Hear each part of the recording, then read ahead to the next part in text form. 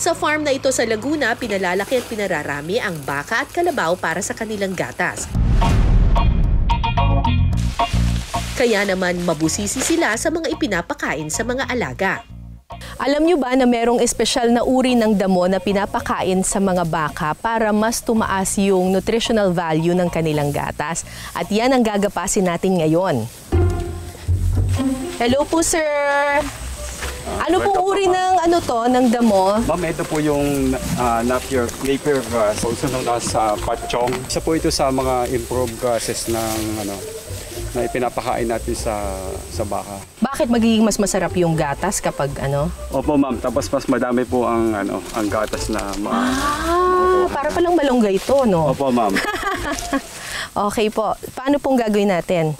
Ito po, medyo matured po yung pwede po nating hindi mula sa ilalim. saka po natin ikakat po na mga 3 to 4 inches po sa from the ground.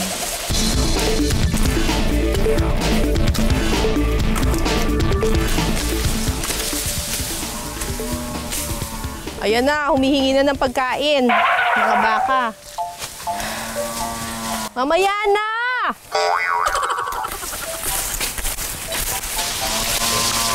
Hulo, nagre-reklamo na yung baka. Yung baka, sabi niya, nasaan na yung pagkain ko? Ingay ng baka. Parang lang tubo.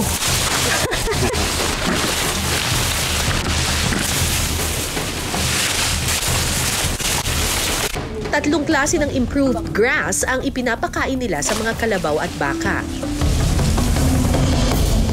Ito ay ang Napier, sorghum at Mombasa. Mas mas makapal. Pagkatapos magtabas ng damo, ready na ito para i-deliver sa mga kalabaw at baka. Sa isang araw, nakakaubos ng 55 kilos ng damo ang mga baka at kalabaw sa farm na ito. Ayan. Na-load na natin lahat. Medyo marami-rami ito, kaya gagamit tayo ng traktora para dalhin ito doon sa mga baka. So, itong mga bakang to, nakatira ng pagkain. Kaya ko nga bang paandarin to? Kaya ma'am, tatagyan po muna natin ha. Kuya, talian nyo na! Naku, walang gasolina. Ay! Diyos ko, Lord! Kuya, wait lang! Pwede ba bababa? Ha?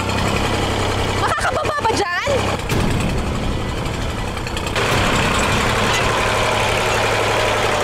Ay, dumudulas!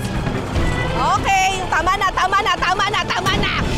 Mula sa taniman ng damo, ibabiyahe ito ng 10 minuto papunta sa kulungan ng mga kalabaw at baka. Hanggang doon! Hanggang saan? Hindi ba ako tatagilid na ganon? Hindi po, okay. Kuya, tatagilid ako!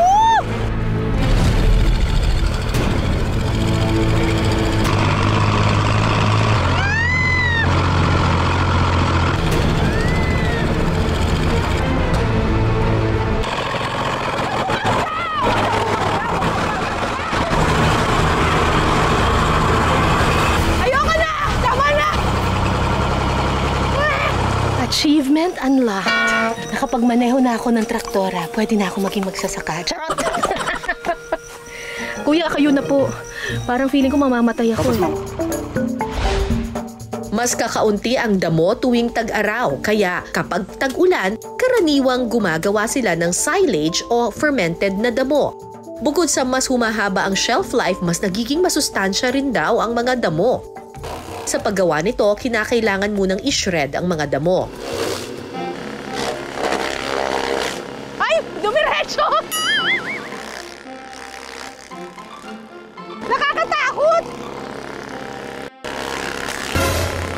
Nakakatakot eh! Ilalagay ang mga ito sa sako at saka hahaluan ng molasses. Ito ay syrup mula sa tubo o sugarcane na magsisilbing fermenting agent para sa damo. Ang mga damong hindi gagamitin sa paggawa ng silage, diretso na sa bibig ng mga baka. Oh, tanghalian na! Kain ng kain! Masarap? Masarap?